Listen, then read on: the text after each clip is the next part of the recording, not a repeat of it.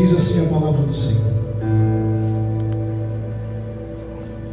chegando a outra margem do mar, província dos Gadarenos, saindo ele do barco e saiu logo ao seu encontro dos sepulcros um homem com espírito imundo, ao qual tinha a sua morada nos sepulcros, e nem ainda com cadeias podiam prender, porque tendo sido muitas vezes preso com grilhões e cadeias, as cadeias foram feitas por ele em pedaços, e os grilhões em migalhas, e ninguém podia amansá-lo. E andava sempre de dia e de noite, clamando pelos montes e pelos sepulcros, ferindo-se com pedras. Quando ele viu Jesus de longe, correu e adorou. E clamando com grande voz, disse: que tenho eu contigo, Jesus, Filho do Deus Altíssimo? Conjuro-te que por Deus não me atormentes. Porque ele dizia: sai deste homem, espírito imundo. Perguntou-lhe: qual é o teu nome? E ele respondeu dizendo: Legião é o meu nome, porque somos muitos. E rogava muito que os enviasse para fora daquela província. Não os enviasse. E andava por ali pastando no monte uma grande manada de porcos, e todos aqueles demônios rogaram dizendo: manda-nos para aqueles porcos, para que entremos neles. Jesus permitiu, e saíram aqueles espíritos imundos, entraram nos porcos. A manada se precipitou por um despenhadeiro no mar. Eram quase 2.000 porcos. Afogou-se no mar. E os que apacentavam os porcos fugiram e anunciaram na cidade, nos campos, e saíram muitos a ver o que tinha acontecido. E foram ter com Jesus e viram o endemoniado que tivera a legião, assentado, vestido e em perfeito juízo. Repita comigo: assentado, vestido e em perfeito juízo. E temeram. E os que aquilo tinham visto contaram-lhe o que tinha acontecido com o endemoniado acerca dos porcos, e começaram a rogar, dizendo que saísse do seu território. Entrando ele no barco, rogava-lhe o que fora endemoniado que o deixasse estar com ele, com Cristo. Verso 19. Jesus, porém, não permitiu, mas disse: vai para a tua casa, vai para os teus, e anuncia-lhes quão grandes coisas o Senhor te fez, e como teve misericórdia de ti. E ele foi, e começou a anunciar em Decápolis quão grandes coisas Jesus lhe fizera, e todos ficaram maravilhados. Amém? Amém. Se sente, meu irmão, glorificado a Jesus de Nazaré.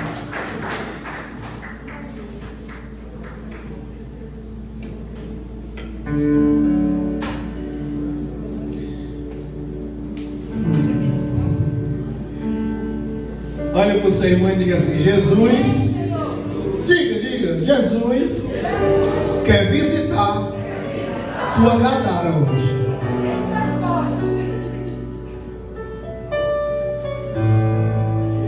Todos nós temos uma Gadara que Jesus precisa visitar. O texto bíblico vai nos narrar de uma grande experiência que um endemoniado tem com Cristo. Cristo liberta. Interessante, nos versículos finais que lemos, é que no versículo de 19 diz: vai para a tua casa. Ele tinha uma casa. Vai para os teus. Ele tinha uma família. Ele tinha um lar. Só que você percebe que nos primeiros versículos da narrativa, a casa dele se tornou os sepulcros, se tornou um cemitério, Satanás mudou a casa dele. No lugar de ele viver com vivos, ele foi viver com mortos. E diz o texto, quando Jesus pergunta qual o seu nome, ele diz legião, que é uma das infantarias dos soldados romanos, aproximadamente 6.000 soldados. Em outras palavras, esse homem tinha apenas 6.000 demônios dentro dele, que ninguém conseguia contê-lo. Ele quebrava as correntes, eles quebravam as cadeias, e detalhe, ele feria-se com pedras. Uma ansiedade, uma depressão profunda, um desejo de tirar a sua própria vida, de arrancar o sentimento que ele tinha dentro do seu coração. Os demônios influenciaram ele a ele querer tirar a própria vida. Os demônios influenciaram ele a sair de dentro de casa, abandonar sua família, abandonar sua casa e direcionar ele para dentro de um cemitério, que era nas entradas das cidades. E quando Jesus está vindo da embarcação, depois da tempestade, que é um detalhe que vale ser ressaltado, antes de Jesus ele pregar, ministrar para esse homem, libertar ele, nos versículos anteriores, no capítulo 4, versículo 35 a seguir, diz que Jesus, ele ocorre uma tempestade sobre o seu barco. Se você perceber, Marcos capítulo de número 4, ele vai pregar 4 parábolas, chamadas parábolas do reino, em concordância temática. O que é isso, concordância? É os mesmos textos que estão aqui, estão em outro livro, os sinóticos, que são Mateus, Marcos e Lucas. O mesmo narrativo do capítulo 4 está no capítulo número 13 de Mateus. Só que Mateus, no capítulo 13, ele vai falar 7 parábolas, enquanto Marcos, no capítulo 4, vai falar 4. No capítulo 13 de Mateus, no versículo 1, ele vai dizer: tendo Jesus saído de casa, sentou-se na beira da praia e começou a pregar. E dessas parábolas do reino, a mais extensa delas é a parábola do semeador. Que o semeador saiu para semear, teve alguns obstáculos, como a beira do caminho, um solo rochoso, e no meio dos espinhos, até encontrar o solo fértil da semente. Depois de Jesus, presta atenção, depois de Jesus ministrar, está pregando, está orientando, está ensinando, é como se Jesus dissesse assim, ó: discípulos, venham cá, entre no barco, e agora, Jesus, vou mostrar na prática para vocês. Porque uma coisa é pregar, outra coisa é viver aquilo que está pregando. Então ele chama o discípulo para dentro do barco, para ensinar de fato o que é lançar uma semente, o que é pregar o evangelho. Ele sai da teoria e ele vai para a prática. Só que quando ele entra no barco, porque Jesus, mesmo lá na beira da praia, olhando lá para o outro lado, ele via que tinha alguém ali que precisava de uma semente do evangelho. Ele viu que precisava de alguém que lançasse uma palavra de libertação. Só que no lugar onde Jesus estava e o gadareno tinha um mar. E foi nesse mar, nesse percurso de Jesus ir até o outro lado, que se levantou uma grande tempestade. Sempre na obra missionária, na obra evangelística, na obra de missão da igreja, sempre vai ter, antes de você chegar lá, tempestades para você passar, situações que vai tentar fazer com que você não chegue lá, para que você não exerça o seu ministério, para que você não exerça a chamada de Deus. Sempre vai haver, porque enquanto você está aqui, só ensinando, só falando, Satanás está sentado de braço cruzado e perna cruzada. Mas quando você se levanta e coloca em prática as palavras que você mesmo fala, aí vai mexer onça com vara curta. Porque enquanto a gente fica só falando e não praticamos o evangelho, porque o evangelho não é só falar, é praticar, é exercer. Enquanto está ali, ministrando, falando, ensinando, não tem tempestade.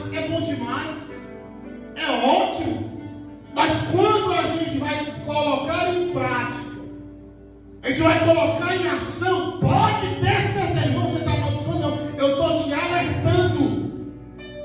Todas as vezes que você se levantar em prol do reino de Deus, Satanás vai se levantar também. Porque tudo que ele quer é que você fique só na teoria, fique só sentado, fique só ouvindo, mas que você não venha praticar. Todas as vezes que você se levanta para exercer seu ministério, Satanás vai se levantar também para que você não conclua, para que você não termine. Por isso que tem gente que começa bem, mas termina, porque durante o processo Satanás se levanta, tira dele a alegria, tira dele a motivação, tira dele o desejo. Ele começa bem, exerce bem, mas no meio do percurso, no meio da trajetória, no meio da história, Satanás se levanta e derruba ele. Por isso que a palavra diz que aquele que começou a boa obra, ele há de completar. O desejo de Deus não é apenas começar em você, mas é que essa obra venha a ser completada até a sua volta. Jesus, ele chama o discípulo no barco, todos eles entram. Só que no meio da passagem, como diz capítulo 4, versículo número 37, levantou-se um grande temporal de vento e subia as ondas por cima do barco, de maneira que se enchia de água. Ele estava na popa dormindo, sobre a almofada. Os discípulos despertaram e disseram: mestre, não te importa que pereçamos? Ele despertando, presta atenção, versículo número 39, coloca aqui. Ele despertando, ele repreendeu o quê? Ele repreendeu o quê? Você está na sua casa ligando o ventilador.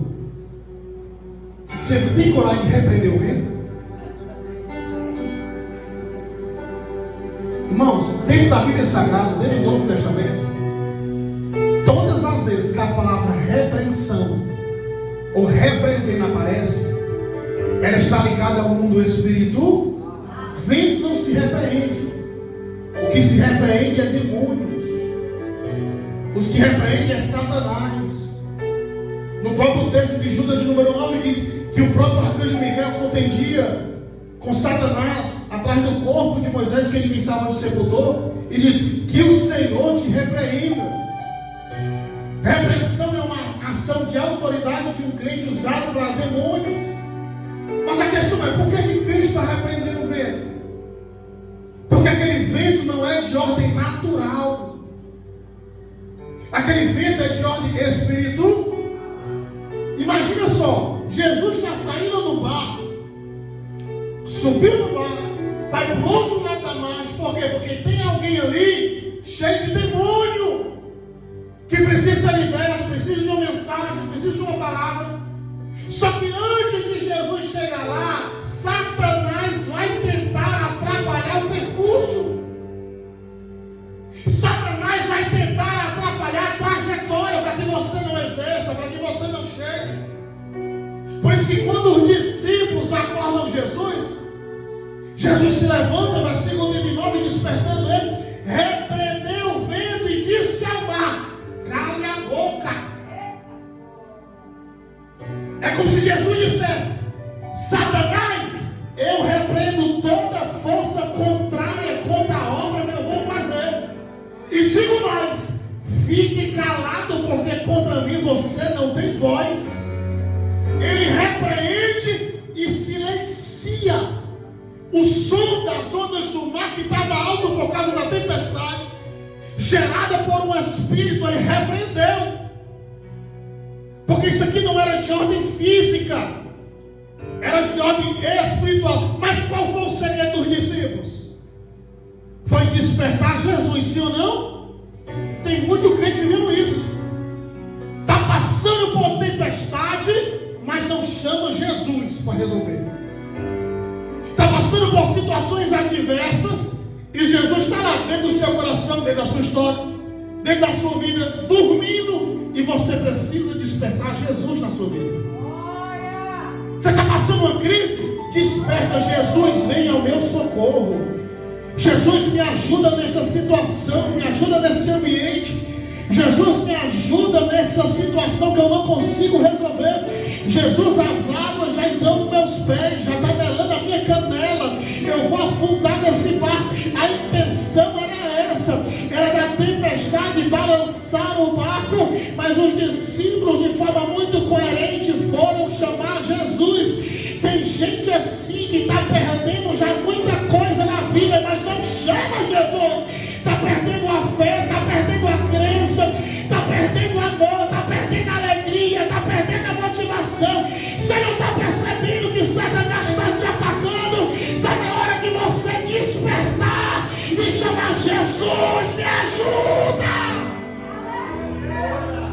Você não precisa perder um bocado de coisa para você despertar e chamar Jesus, não. Você tem que despertar e chamar Jesus, me ajuda nessa solução. Porque eles estavam em uma missão. Sempre o crente que está em uma missão vai passar por prova, vai passar por situações adversas. E aí que entra o crente maduro, o crente equilibrado. Ele tem discernir. Quando uma prova vier para você, fale com Deus: Senhor, o que é isso aqui? Eu estou na igreja, eu não estou pecando, minha fidelidade no meu casamento está firme, minha fidelidade contigo está firme. O que está acontecendo aqui? O crente tem que ter discernimento.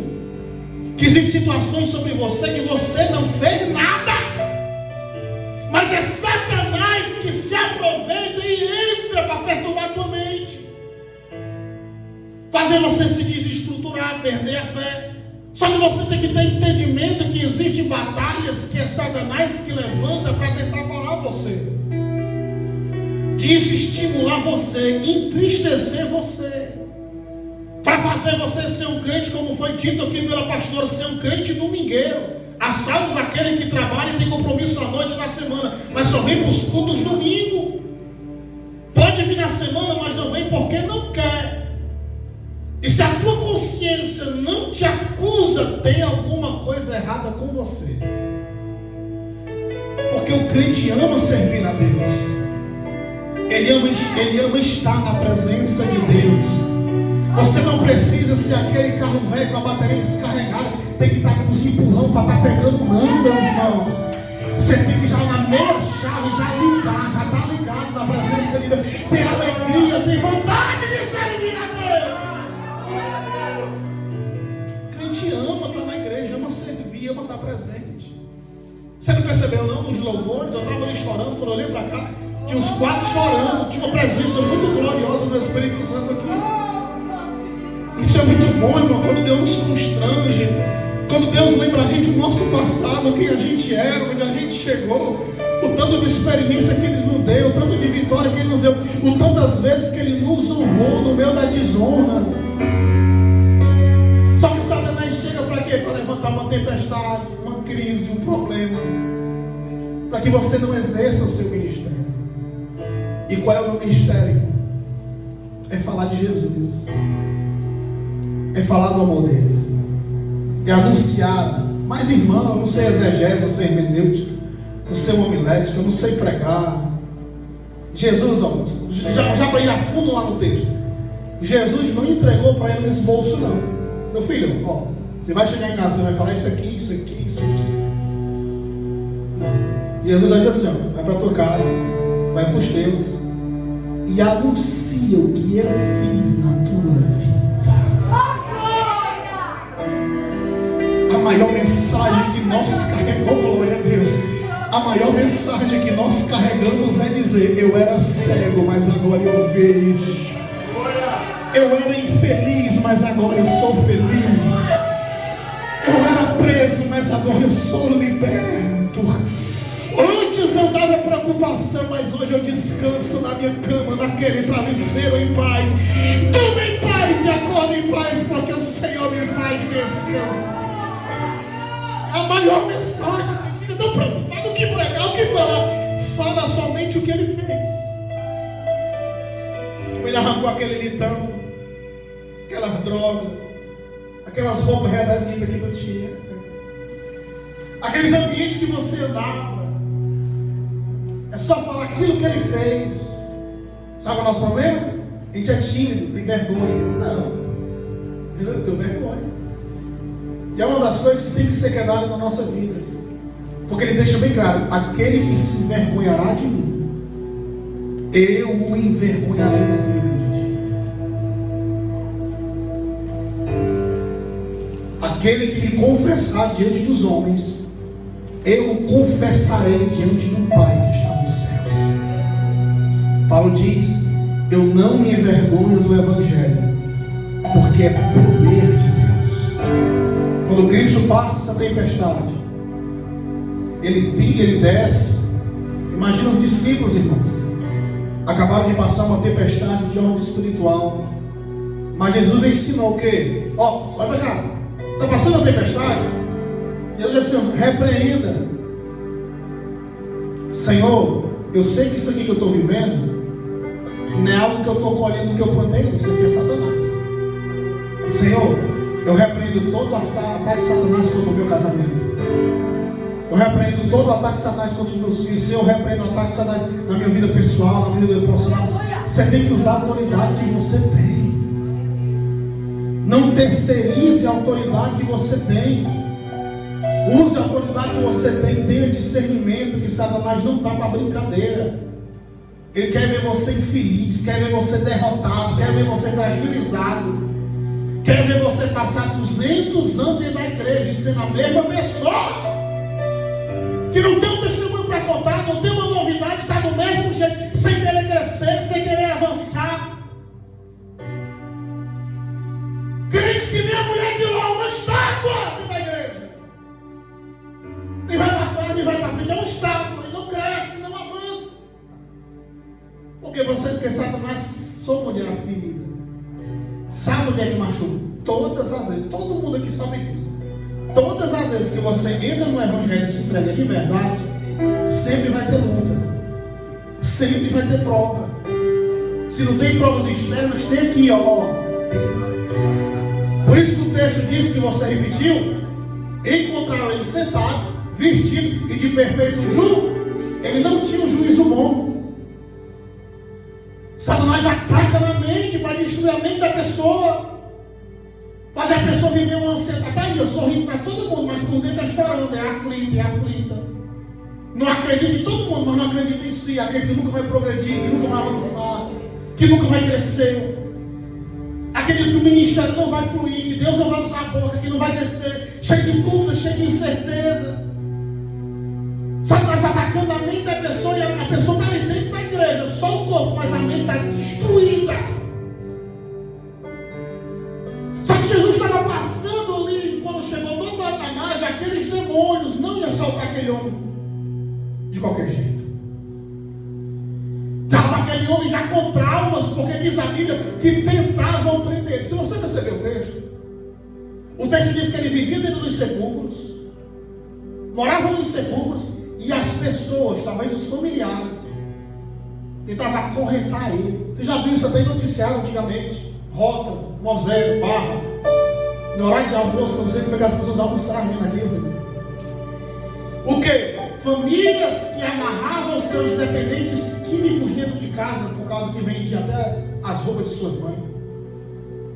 Talvez aqui era a família daquele moço que tentava prender ele ali para que ele não fizesse maldade. Mas se você perceber, as pessoas prendiam ele dentro do cemitério, não era em casa. São pessoas que não queriam a libertação desse homem, mas queriam que ele ficasse preso lá fora, amarrado lá fora. Até porque hoje nós podemos dizer, pelos 4 cantos da terra, a igreja é a única instituição que recupera seres humanos. Nem os alcoólicos anônimos faz o que a igreja tem poder de fazer. Nem o governo político tem autoridade de fazer o que a igreja faz. Porque aqui, irmãos, é uma grande rede de reciclagem.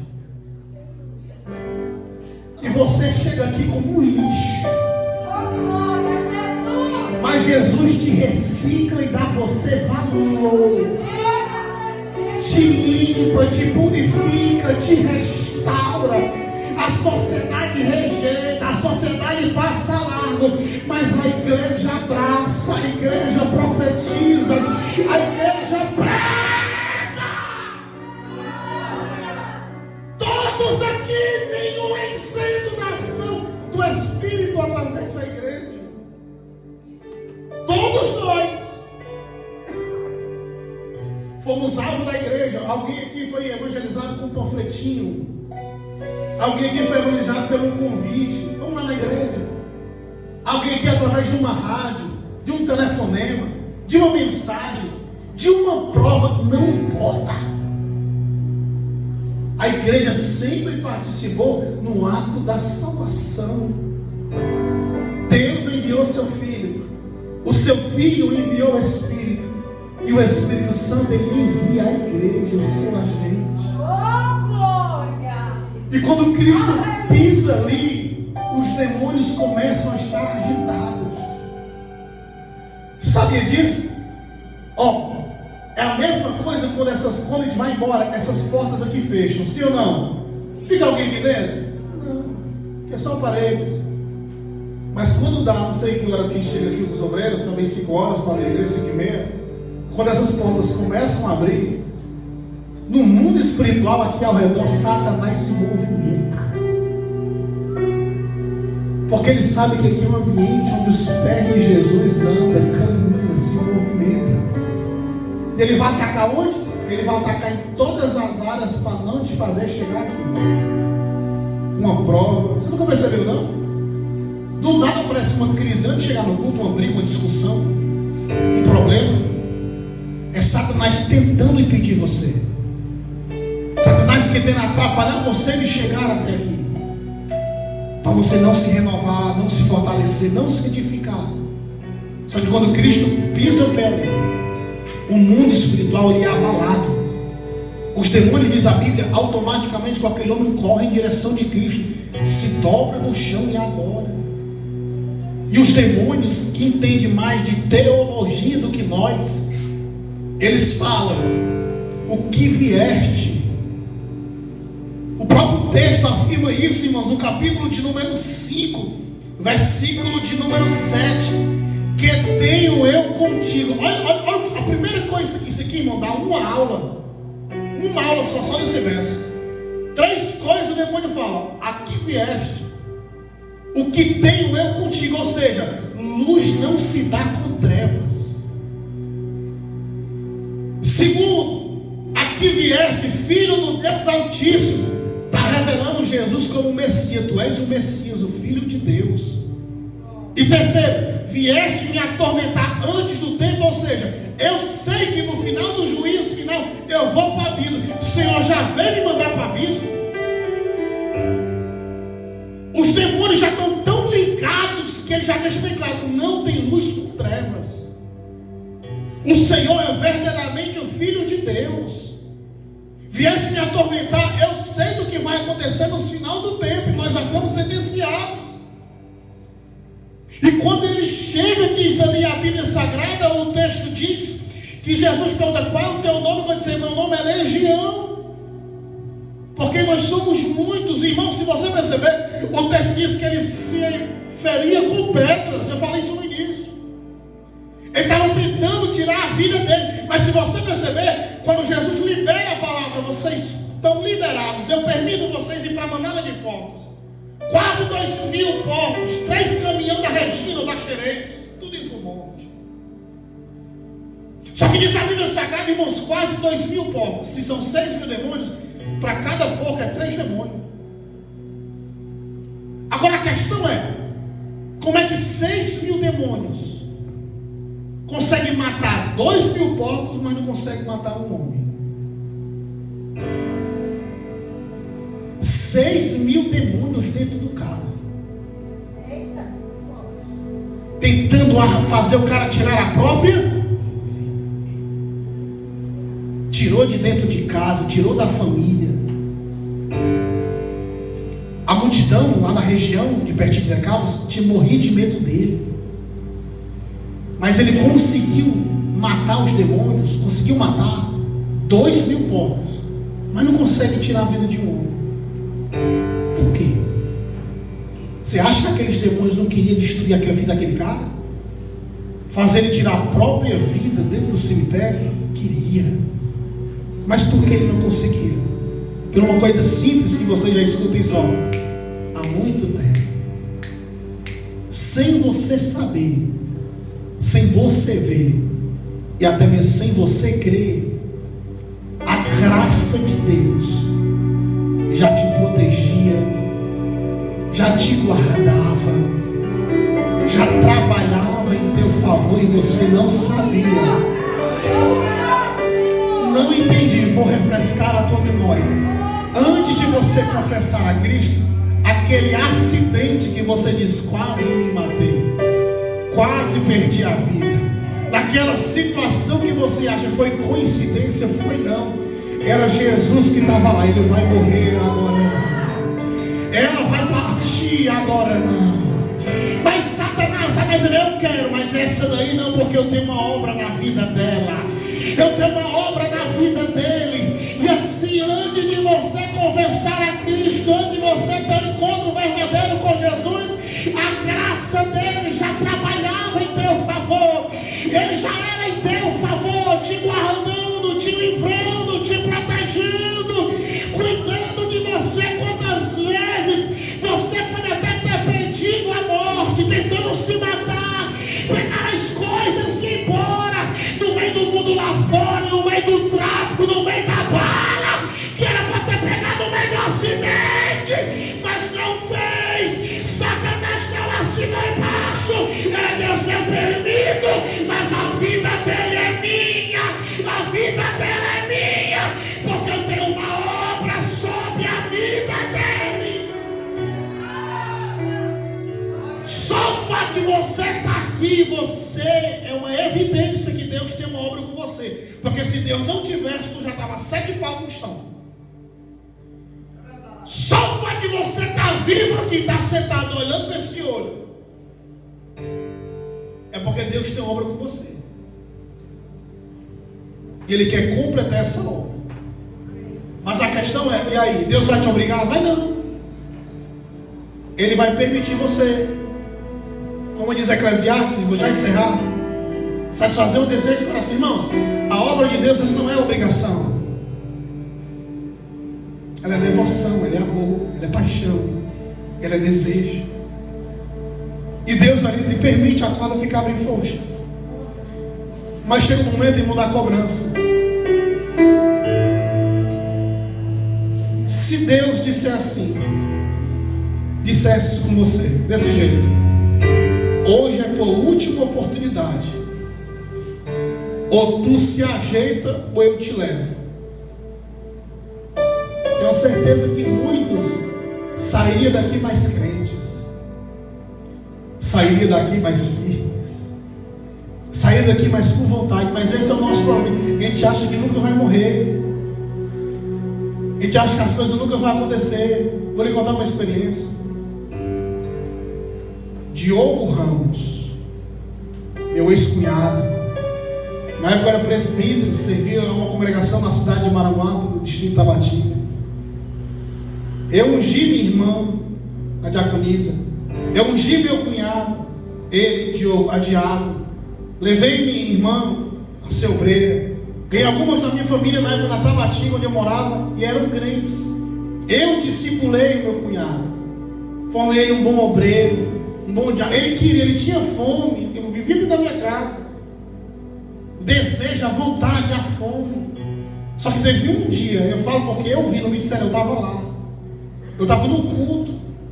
Pastor Raul Salles, que foi um ex-pastor meu, olhou para o Diogo e disse assim: Diogo Ramos, assim te diz o Senhor. Eu não sabia, ele estava vivendo uma vida dupla e ninguém sabia. Mas não tem nada oculto que não venha. Ele falou no culto: assim te diz o Senhor. Eu estava lá sentado na frente, e ele estava lá atrás assim com as mãos, como diabo, lá atrás na igreja. Assim te diz o Senhor: ou tu se ajeita, ou eu te recolho. Sabe o que é pesado? é que eu trabalhava na funerária nessa época. E como eu trabalhava na funerária, o plano da minha família era eu que cobria. E eu tanto fazia o trabalho de agente, como eu também fazia o trabalho de tanatopraxia, que é o embalsamento, que a clínica era ali no João 23. Pouco tempo depois dessa profecia, eu estava em serviço de plantão, recebi a mensagem da irmã Meire dizendo assim: Cláudio, mataram o Diogo. Na hora quando ela disse isso, eu lembrei de cada palavra que Deus falou. Quando eu cheguei no ambiente, ali no Novo Maranguape, Rua Damasceno Ramos 83, lembro como se fosse hoje, isso tem 5 anos. Estava lá o carro dele, o palio branco, com 3 tiros, 3 no ombro, 3 no peito e 3 no rosto. Lembro como se fosse hoje. Eu não consigo escutar esse louvor sem chorar, sem lembrar. Da Ellen Briggs, é um louvor em inglês que diz: para ti eu vou. O carro estava tocando, na hora que eu cheguei, estava as faixas da polícia, esperando a perícia. Estava tocando esse louvor. Tocou esse louvor até descarregar o carro que ele amava. Aí lá vai eu. Vim no IML fazer o reconhecimento. E levei ele para a clínica, para lavar o corpo dele. E o Espírito Santo falava comigo. Há uns anos atrás, eu ungindo ele com óleo, e agora eu lavando o corpo dele morto. Nesse dia o Espírito Santo falou tanto comigo acerca de oportunidades, que a gente brinca demais com Deus. Ele teve a oportunidade de Deus, falou: irmão, tudo que Deus vai fazer, Ele fala, a gente que não percebe. A gente fica brincando demais de ser crente. É quando Deus quer um compromisso sério com a gente. Se você não quer algo com Deus, Satanás tem autoridade de levar a tua alma para o inferno. Mas se você quer algo com Deus, pode ter certeza que da mesma forma que morre o justo, ele morre o ímpio. Você pensa que crente vai morrer apenas de velhice? Não, eu posso morrer com um tiro no rosto, se Deus quiser. Mas a questão não é agora, a questão é depois da morte. Para onde eu vou? E digo como Paulo: nós estaremos com o Senhor no paraíso glorioso, glorificando ao nome dEle, exaltando ao nome dEle, porque maldito é o homem que pensa só nesta terra. Nosso desejo é de conhecê-lo e ver como Ele é. E não você tem essa oportunidade hoje, de alguém que já foi liberto. Porque se tiver gente endemoniada aqui, até o final dessa pregação vai se manifestar. Tem gente aqui, irmão, que quer viver o extraordinário, que quer viver a presença, quer viver a glória de Deus. Eu sei que você quer. Tem gente que está nessa fase do gadareno. Deus já tirou o demônio e agora abre a boca e fala dele. Aleluia. Prega sobre ele, anuncia sobre ele, porque o papel dele ele fez. Ele tirou as trevas de você, ele tirou os demônios de você, ele tirou o pecado de você, e agora se levante para falar e dizer: eu sou livre e liberto. Paulo diz isso na igreja de Galácia: não volte a se prender, a se amarrar daquilo que Cristo já te libertou. Você é livre. E se você é livre, irmão, aquilo que você tinha vontade de fazer, você não tem mais vontade, não se torna nem mais tentação. O desejo, a vontade que você tinha de praticar aquele pecado, você não tem mais, porque você é alguém livre, você é alguém liberto. E tem pessoas, escute o que eu estou dizendo, Deus vai encurtar a corda de muita gente, porque com Deus não, ou é crente ou não é. Porque tem muita gente querendo viver com vida dupla. Deus vai fazer a máscara cair, a maquiagem espiritual cair. Ou se convertemos de verdade e amamos a Deus sem obrigação e sem ninguém estar no nosso pé pedindo para fazer as coisas, o Senhor nos pedirá contas. E se Ele pedir a tua alma hoje, para onde tu vai? Fique com esta palavra nesta noite. A oportunidade é agora. O momento é agora de você tomar uma decisão, ou realmente continuar achando que tudo vai bem, que tudo está ótimo. Lembra das 10 virgens? 5 delas ficaram fora e 5 delas entraram, sim ou não? Sim. As 5 que ficaram fora, adulteraram? Fisicamente adulteraram? Mataram, roubaram, mentiram, furtaram, deram falso testemunho. Sabe qual foi o pecado que impediu elas de entrar? Omissão. Sabe qual é a omissão? Saber o que tem que fazer e não faz. Eu sei o que eu tenho que fazer. O Espírito Santo fala comigo para me fazer, mas eu negligencio. E isso vai fechar a porta para muita gente no dia da trombeta tocar. Tem muita gente lá fora que não bebe, que não fuma, que não rouba, que não mata. Tem gente de todo crente, mas vive uma vida de omissão. Sabe que a única salvação é em Cristo, sabe que a única salvação é em Deus, mas não quer compromisso. Acha que será salvo pelas suas obras, pelo aquilo que tem feito. E a salvação não é por obras, é por acreditar.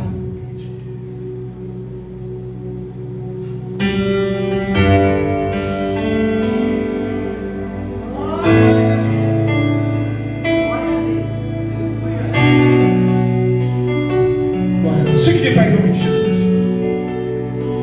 Fique de pé. Fique de pé.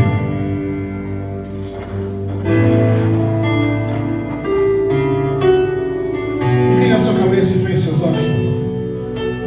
Inclina a sua cabeça e feche seus olhos.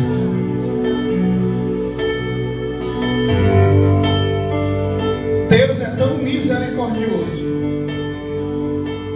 que você ainda está aqui hoje e está vivo. Onde muita gente, Deus já levou, a corda esticou, Ele puxou. Muita gente que teve oportunidade. Você acha que se o meu cunhado tivesse hoje vivo, ele não queria estar no teu lugar? Queria! Mas Deus levou. Você acha que pessoas que estão no presente agora não queriam estar no teu lugar? Daria tudo, queria. O problema da gente é que a gente não valoriza o que tem, só valoriza depois que perde. Só que vai ter um dia que não vai dar mais para valorizar. Essa chama que tu tem, um dia ela vai apagar, esse amor vai esfriar. Se você não alimentar a sua fé, se você não viver uma vida de adoração, se você não realmente se entregar a vida para Deus e verdadeiramente para Ele, corpo e alma e espírito, nós viveremos um crente mundano, um crente da igreja, um pé lá no mundo. A gente nunca vai ter testemunho para contar, nunca vamos viver milagre, nunca vamos viver experiências. Satanás sempre vai nos atormentar, sempre vai nos perturbar, sempre vai nos derrubar no chão, sempre a gente vai estar chorando, toda semana é murmurando, todo dia é murmurando, todo mês é murmurando, a boca é só para reclamar. Chega! Jesus te trouxe para te dizer: eu já te libertei, rapaz, eu já te libertei, moça, levanta a cabeça, você não é mais presa de Satanás, você não é mais preso dele. E o que eu faço? Começa a pregar, a proclamar, a anunciar, a dizer as minhas grandezas. Se você não quiser, não tem problema não. Essa igreja pode até esvaziar, mas Deus